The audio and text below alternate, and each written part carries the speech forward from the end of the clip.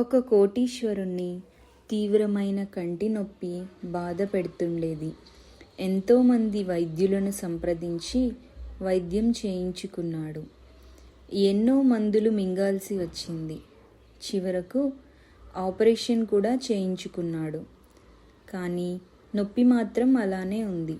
చివరకు ఇటువంటి రోగులకు చికిత్స చేయడంలో పేరున్న ఒక సన్యాసిని పిలిపించుకున్నాడు. ఆ సన్యాసి అతని సమస్యను అర్థం చేసుకొని కొన్నాళ్ల పాటు రోగి కేవలం ఆకుపచ్చ రంగునే చూడాలని, మరో రంగు చూడకూడదని చెప్పాడు. ఆ కోటీశ్వరుడు పెయింటర్లను పిలిపించి పీపాల కొద్దీ ఆకుపచ్చ పెయింటును కొని తన దృష్టి ఏ ఏ వస్తువుల మీద పడొచ్చో వాటన్నింటికీ ఆకుపచ్చ రంగు వేయమని పురమాయించాడు. కొన్నాళ్ల తర్వాత కోటీశ్వరుణ్ణి చూడడానికి ఆ సన్యాసి వస్తే అతడు ఎరుపు రంగు దుస్తులు ధరించి ఉన్నాడని, తమ యజమాని మరే రంగు చూడకూడదు కాబట్టి కంటి నొప్పి తిరగబెడుతుందేమోనని సేవకులు బకెట్ల కొద్దీ ఆకుపచ్చ రంగును సన్యాసి మీద పోశారు.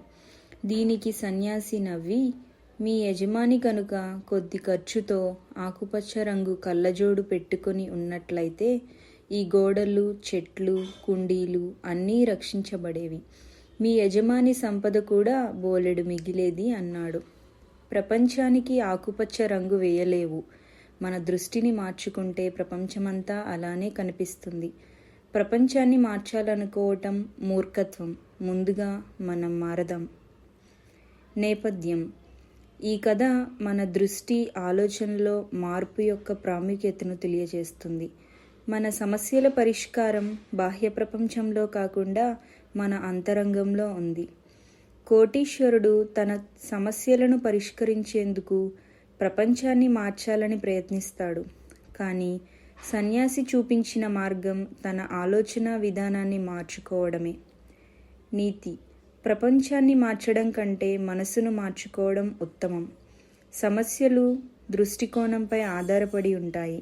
అనవసరమైన ఖర్చు, శ్రమ వృధా చేయకూడదు. చిన్న మార్పు పెద్ద సమస్యలను పరిష్కరించగలదు.